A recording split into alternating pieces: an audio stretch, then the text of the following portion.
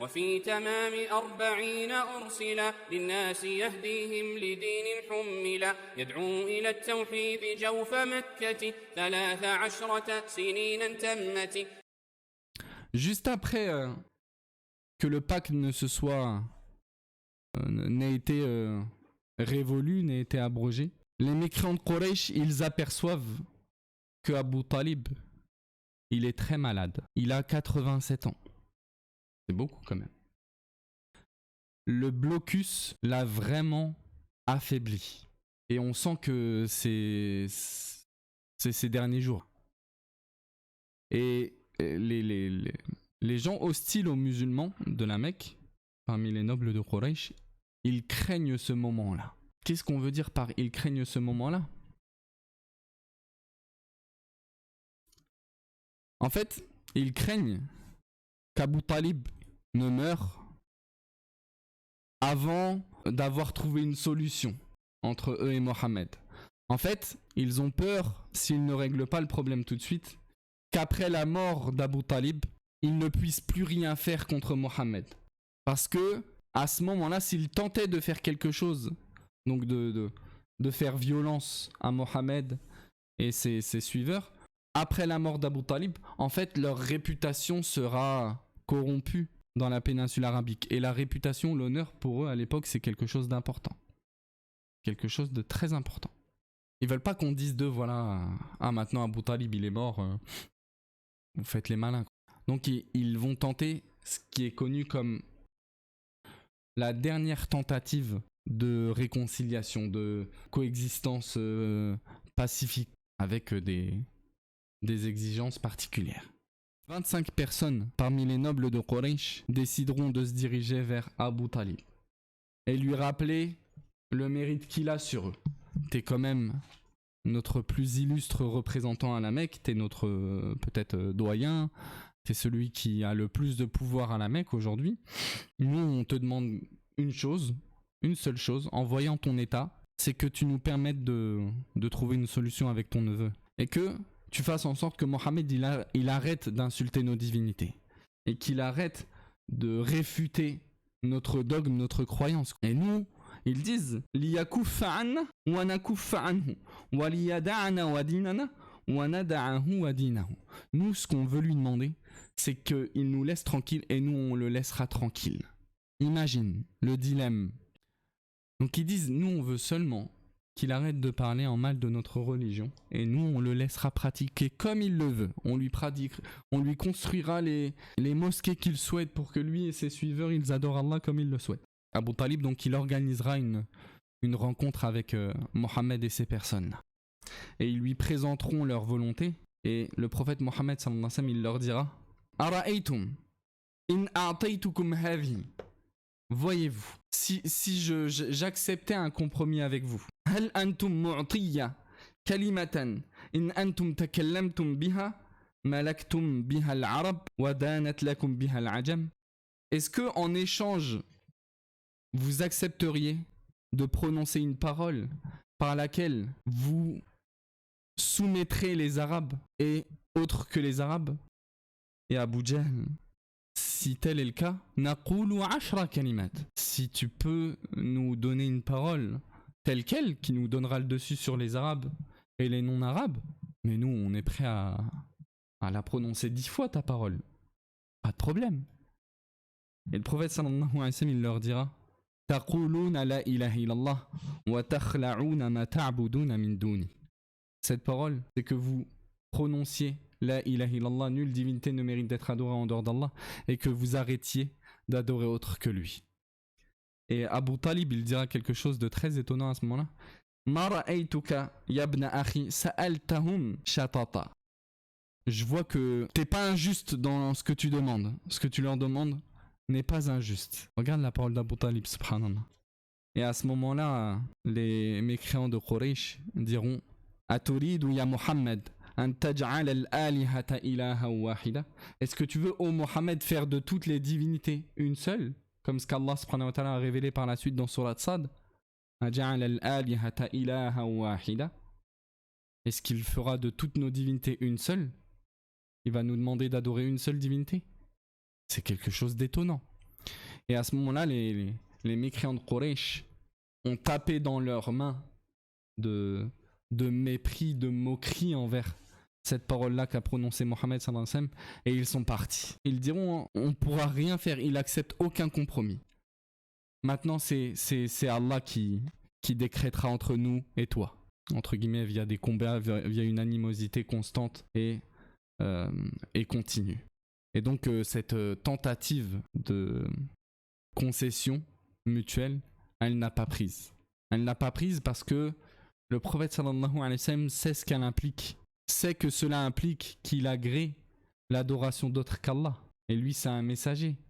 Son message, c'est justement d'appeler les gens à délaisser l'adoration d'autre qu'Allah, à délaisser l'adoration de ce qui ne peut pas nuire et ne peut pas profiter. Donc il n'acceptera bien entendu pas cette proposition-là, parce que ça implique un bafouement de son envoi, en fait, tout simplement.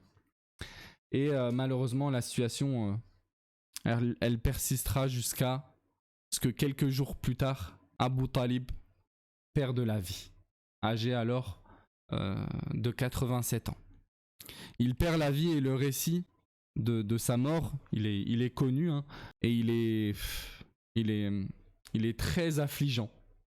Il est très affligeant parce que le prophète sallallahu alayhi wa sallam, au moment de l'agonie, il ira le voir. Il ira voir son oncle pour tenter de le sortir des ténèbres de l'association vers la lumière de l'unité, de le conduire vers ce dans quoi il y a son salut, dans l'après-mort. Et il ira le voir alors que Abu Talib, il est entouré de plusieurs personnalités, Abu Jahl et d'autres personnes, Abdullah ibn Abi Umayya, donc des associateurs et des gens très hostiles à Mohammed.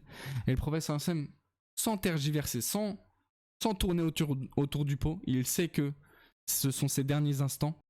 Il lui dit, Ya Am, ô mon oncle, Qul la ilaha illallah, dis la ilaha illallah, kalimatan uhajju laka biha indallah, une parole par laquelle je pourrais te profiter auprès d'Allah, je pourrais intercéder pour toi auprès d'Allah. Et Abu Jahl, à côté d'Abu Talib, très proche d'Abu Talib même à ce moment-là, il n'arrête pas de répéter à Abu Talib, est-ce que tu vas te détourner de la religion de Abd al-Muttalib, tu vas te détourner de la religion de ton père? Ils lui disent ça sous un ton méprisant, pour qu'il ressente de la gêne par cela. Et dans certaines versions du hadith, la situation elle est décrite avec plus de précision. C'est que le prophète sallam, quand il arrive dans cette pièce-là, il trouve une place très proche d'Abu Talib, à son chevet quoi. Il trouve une place à son chevet, et le prophète sallam, il veut aller à cette place-là, parce que bien entendu que la proximité à ce moment-là, ça peut peut-être jouer, tu sais, dans ce qui est en train de se passer.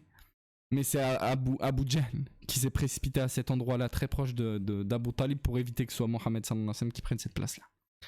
Et malheureusement, le prophète sallallahu alayhi wa sallam, il insistera. Et les dernières paroles d'Abu Talib seront celles-ci. Ala millati Abdel Muttalib.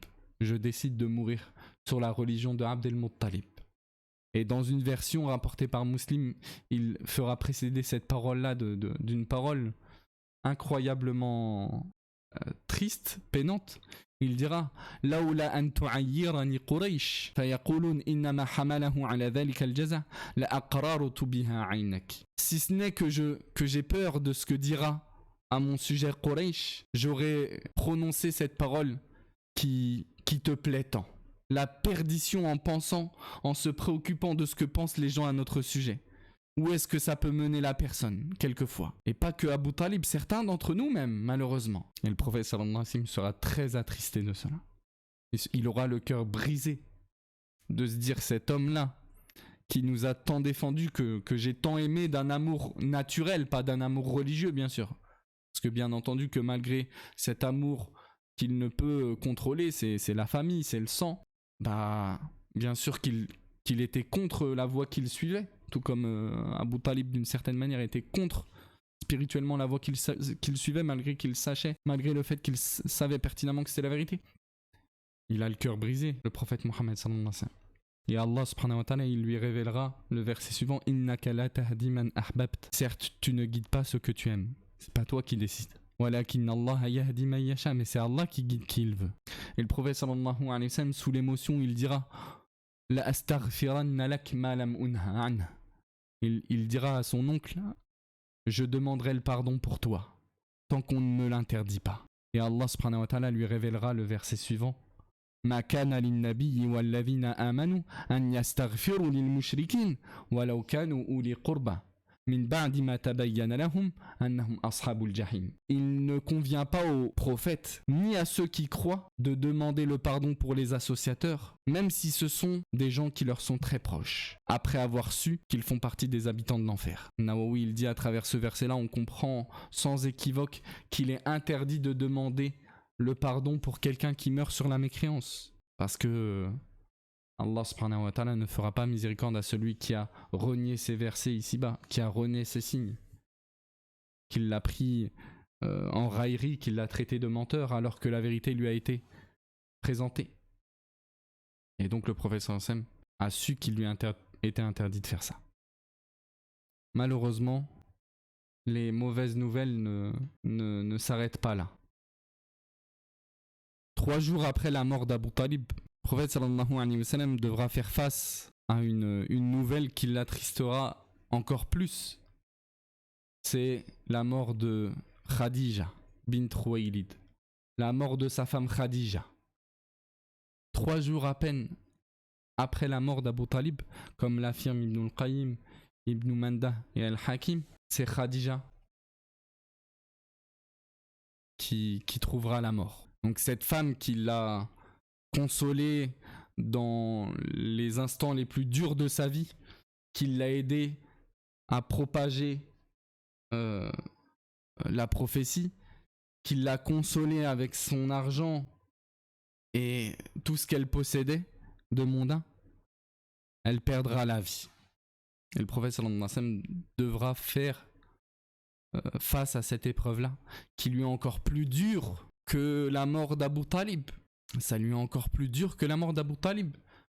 Là, c'est l'amour d'une femme qu'il lui porte. Et pas n'importe laquelle. C'est la mère de tous ses enfants. C'est la première femme qui a cru en lui. C'est la femme qu'il a épousée sans avoir de coépouse tandis qu'il l'avait. C'est la meilleure des femmes de cette communauté-là, avec une divergence avec Aïcha radiyallahu anha. C'est la femme qui ne lui a jamais posé de problème, qui ne l'a jamais énervé,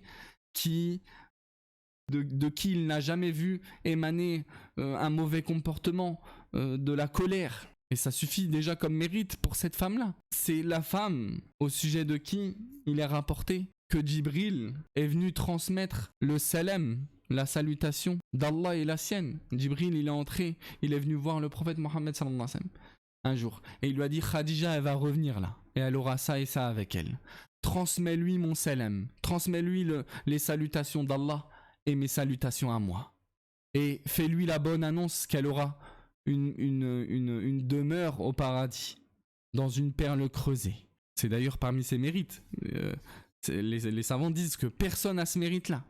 Qu'Allah et Djibril lui ont transmis les salutations. Il perd cette femme-là qui l'a accompagnée durant toutes ses épreuves. Donc il perd à la fois son appui à l'extérieur et son appui à l'intérieur. Tout ça par sagesse d'Allah subhanahu wa ta'ala. Pour démontrer aux gens que le secours de l'islam, le secours ultime de l'islam, il aura lieu sans Abu Talib. Entre guillemets, le mérite de la propagation de l'islam à grande échelle ne se fera pas par l'associateur qui était Abu Talib. La protection que le prophète sallallahu alayhi wa sallam recevra, elle se manifestera évidemment et sans aucune équivoque comme étant celle d'Allah subhanahu wa ta'ala. Il en a subi des épreuves. Et pourtant, il est toujours accroché à sa foi. Il a perdu son père avant de naître. Il a perdu sa mère sous ses yeux. Il a perdu son grand-père. Là, il perd son oncle, avec qui il a tous les souvenirs de son enfance. Avec qui il a passé, pour l'instant, les étapes les plus dures de sa mission qui lui a été donnée. Et il perd sa femme, auprès de qui il allait trouver le réconfort dans les temps les plus amers, dans les temps les plus tristes par lesquels il passait. Quand il a reçu la révélation, c'est elle qui l'a couverte. C'est elle la première à avoir cru en lui et l'avoir consolé, renforcé. C'est terrible pour lui. C'est terrible. Et c'est pour ça que cette année-là, elle sera nommée dans les livres traitant de la biographie du prophète sallallahu alayhi wa sallam comme étant l'année de la tristesse, Am al-Huzn. Après, pour la petite particularité, j'avais entendu une leçon très subtile de Cheikh Salih al-Utsaymi qui précisait que en réalité cette terminologie-là pour dénommer cette année-là, elle serait pas forcément très correcte. Allahu a'lam. C'est ce qu'il disait. Il disait c'est pas une appellation qui était connue chez les pieux prédécesseurs, dans les livres des anciens. C'est une terminologie un peu contemporaine qui serait mieux de délaisser en réalité. Donc quoi qu'il en soit, ce qui est sûr, c'est que c'est une année où des épreuves très marquantes pour le prophète sallallahu alayhi wa sallam l'ont touché. Ça, c'est indéniable, bien entendu.